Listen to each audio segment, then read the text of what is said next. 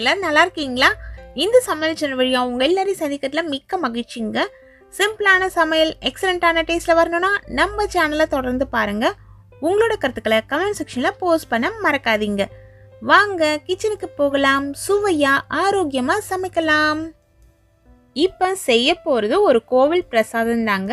நம்ம தமிழ்நாட்டில் இருக்கக்கூடிய கோவில் கிடையாது, ஆந்திராவில் இருக்கக்கூடிய ஒரு பெரிய கோவிலில் கொடுக்கக்கூடிய ஒரு பிரசாதம் ரெசிபி தான். இந்த பிரசாதம் ரெசிப்பியை ஒரு கரெக்டான அளவுகளில் பக்குவமாக எப்படி செய்யணும் அப்படிங்கிறத இந்த வீடியோவில் தெரிஞ்சுக்கலாம் வாங்க. இந்த ரெசிபி செய்யறதுக்கு முதல்ல அடிகனமான பாத்திரம் ஸ்டவ்வில் வச்சுட்டு ஸ்டவ்வை சுவிட்ச் ஆன் பண்ணிக்கலாம். மீடியம் ஃப்ளேமில் வச்சுருங்க. நல்ல கடாய் சூடேறின பிறகு லோ ஃப்ளேமில் மாற்றிட்டு ஒரு பங்கு அளவுக்கு சம்பா கோதுமை ரவை இதில் சேர்த்துக்கலாம். பெரிய ரவைன்னு சொல்லுவோம் இல்லைங்களா, அந்த ரவையை இதில் சேர்த்துட்டு கைவிடாமல் கலந்து விடணும். நல்லா இந்த ரவை பொரிஞ்சு அந்த வாசனை நமக்கு நல்லாவே தெரியும். ரவை பொரிஞ்சிருச்சு, ரவையோட பச்சை மணம் போயிடுச்சு அப்படின்னு ஒரு 5லேருந்து 7-8 நிமிஷத்துக்கு ஆகும். இது போல் கலந்து விட்டு ரவையை நல்லா வறுத்து எடுத்துக்கோங்க. இது போல் நல்லா வறுபட்ட பிறகு ஸ்டவ்வை சுவிட்ச் ஆஃப் பண்ணிவிடுங்க. அந்த சூட்டில் இருக்கும், நடுவுலையும் கலந்து விடணும். அதுக்குள்ளே இன்னொரு ஸ்டவ்வில் தண்ணி நல்லா கொதிக்க வச்சுக்கோங்க. தண்ணி நல்லா சூடேறிக்கிட்டே இருக்கட்டும். அந்த தண்ணியை எடுத்து இதில் சேர்க்க போகிறோம். ஸ்டவ்வை சுவிட்ச் ஆஃப் பண்ணிவிட்டு சேர்க்கும் பொழுது வெளியெல்லாம் தெறிக்காமல் இருக்கும். வெளியே அப்படிங்கிறத விட நம்ம கையில் தெறிக்காமல் இருக்கும். மெதுவாக இது போல் தண்ணி சேருங்க. ஒரு பங்கு ரவைக்கு 3/4 பங்கு அளவு தண்ணி சேர்த்துக்கிட்டா கரெக்டாக இருக்கும். நீங்கள் 3 பங்கு கூட சேர்த்துக்கலாம். இது பெரிய ரவை இல்லைங்களா, அதனால் வேகிறதுக்கு கொஞ்சம் டைம் எடுக்கும். அதனால் தண்ணியோட அளவும் கூடுதலாக தான் நீங்கள் சேர்க்கணும். அதனால் தண்ணியோட அளவு 3 பங்குலேருந்து 3.5 பங்கு வரைக்கும் நீங்கள் சேர்த்துக்கிட்டிங்கன்னா கரெக்டாக இருக்கும். 3/4 பங்காவது அவசியம் சேருங்க. அப்போ தான் இலகலாக இருக்கும் நமக்கு ரெசிபி. இப்போ கலந்து விட்டாச்சு. லோ ஃப்ளேமில் மாற்றிட்டு தட்டு போட்டு மூடி அப்படியே இது 10 நிமிஷத்துக்கு வேகணும். 5 நிமிஷம் முடிஞ்ச பிறகு ஒரு முறை ஓப்பன் பண்ணி பார்த்து கலந்து விட்டுட்டு திரும்பவும் நீங்கள் மூடி வச்சுருங்க. அப்போ தான் எல்லா பக்கமே நல்லா வேகும். தீயை குறைச்சி தான் வைக்கணும். அதே போல் நீங்கள் சேர்க்கும் பொழுது சூடான தண்ணி சேர்த்திங்கன்னா தான் கட்டிகள்லாம் விழாமல் இருக்கும். அதனால் இன்னொரு ஸ்டவ்வில் தண்ணி சுட வச்சுக்கிட்டு அந்த சூடான தண்ணியை இதில் எடுத்து சேர்த்துருங்க. எந்தளவு சாஃப்டாக வெந்து வந்திருக்கு பாருங்கள். நீங்கள் கையில் அழுத்தி பார்க்கணும் அப்படின்னு நினச்சிங்கன்னா கூட அழுத்தி பார்க்கலாம். ஆனால் பார்க்கும்பொழுதே தெரியும் ரவை நல்லா வெந்திருக்கிறது.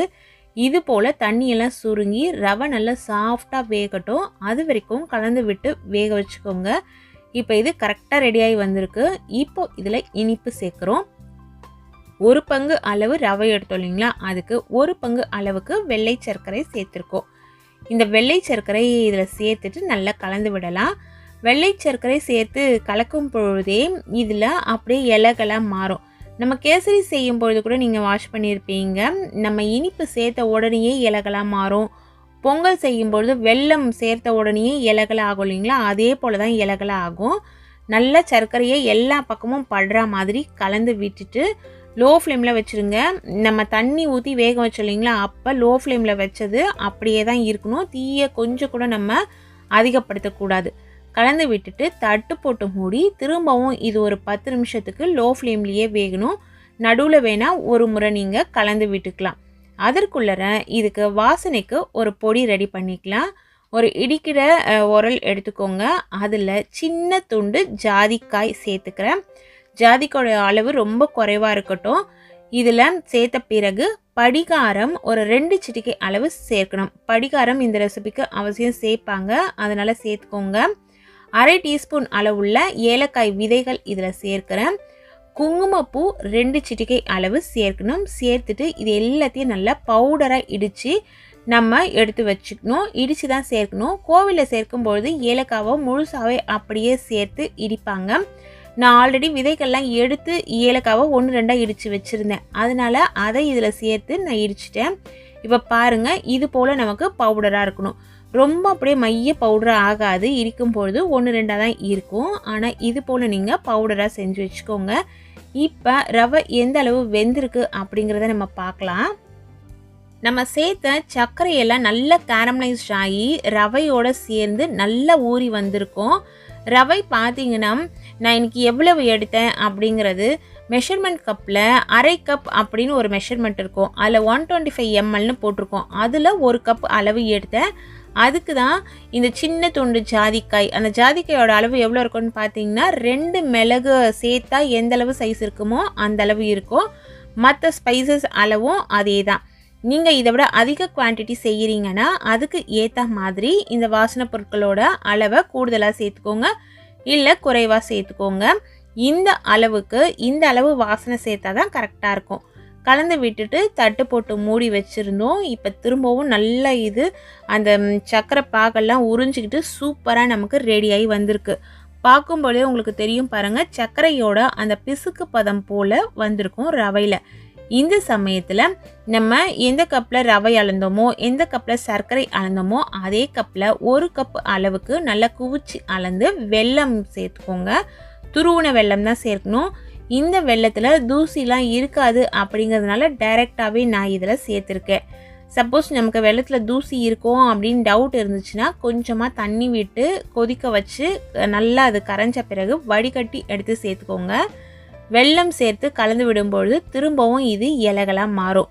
சர்க்கரை சேர்த்து லோ ஃப்ளேமில் ஒரு 10 நிமிஷத்துக்கு நம்ம அப்படியே வேக விட்டு அதுக்கப்புறம் வெல்லம் சேர்க்கும் பொழுது தான் இந்த ரெசிபி பொறுத்த வரைக்கும் அந்த கரெக்டான கலர் நமக்கு கிடைக்கும். சர்க்கரை கேரமலைஸ்ட் ஆன பிறகு நம்ம வெல்லம் சேர்க்கணும். வெல்லம் சேர்த்த பிறகு திரும்பவும் இலைகளாக மாறிடுச்சு பாருங்கள்.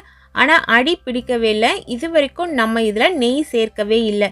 லோ ஃப்ளேமில் வச்சு நம்ம சமைக்கும் பொழுது இதில் அடி பிடிக்காது. அதே போல் அடி கனமான பாத்திரம் வச்சு சமைக்கணும். அப்போ தான் கரெக்டாக வெந்து வரும், அடி பிடிக்காமல் வரும். நீங்கள் அடி கனம் இல்லாத மெல்லிஸாக இருக்கிற பாத்திரம் வச்சு இது சமைக்க முடியாது. சமைச்சிங்கன்னா கண்டிப்பாக அடி பிடிக்கும். இப்போ நல்லா கலந்து விட்ட பிறகு இதில் நம்ம வாசனை பொருள் எல்லாம் சேர்த்து இடித்து வச்சுருந்தோம் இல்லைங்களா, அது எல்லாத்தையுமே இதில் சேர்த்துருங்க. நம்ம சேர்த்த ரவைக்கும் வெல்லத்துக்கும் இந்த அளவு வாசனை கரெக்டாக இருக்கும். சேர்த்து நல்லா கலந்து விட்டுடலாம். தவறி கூட கொஞ்சம் கூட நீங்கள் மீடியம் ஃப்ளேமில் கூட வச்சிடக்கூடாது. லோ ஃப்ளேமில் வச்சு மட்டும்தான் சமைக்கணும். அப்போ தான் கலர் சேர்க்காமலே நமக்கு இது போல் ஒரிஜினலாக அந்த கலர் நல்லா தகன்னு நமக்கு கிடைக்கும். இப்போ எல்லாத்தையும் கலந்து விட்டுட்டு ஃப்ளாட்டாக இதை தடவி விட்டுடுங்க கரண்டிலேயே. இந்த சமயத்தில் நெய் சேர்க்கணும். நெய்யோட அளவு நம்ம அளந்தோம் இல்லைங்களா ரவை, அதில் 3/4 கப் அளவுக்கு நெய் எடுத்து வச்சுக்கோங்க. 3/4 கப் அளவு நெய்யை இதை மேலே மட்டும்தான் நம்ம போட்டு விடணும். நெய் சேர்த்துட்டு கலக்கக்கூடாது. மேலே இது போல் சேர்த்த உடனேயே நெய் லைட்டாக உருக ஆரம்பிக்கும். அந்த நெய்யை மேலே லைட்டாக ஸ்ப்ரெட் பண்ணி விட்டுடுங்க.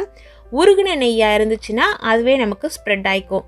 இதே போல் கலந்து விடக்கூடாது.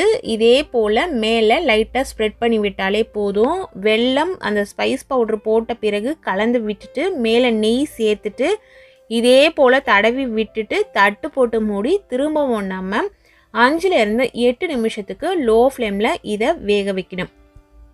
ஏற்கனவே நல்லா வெந்துருச்சு.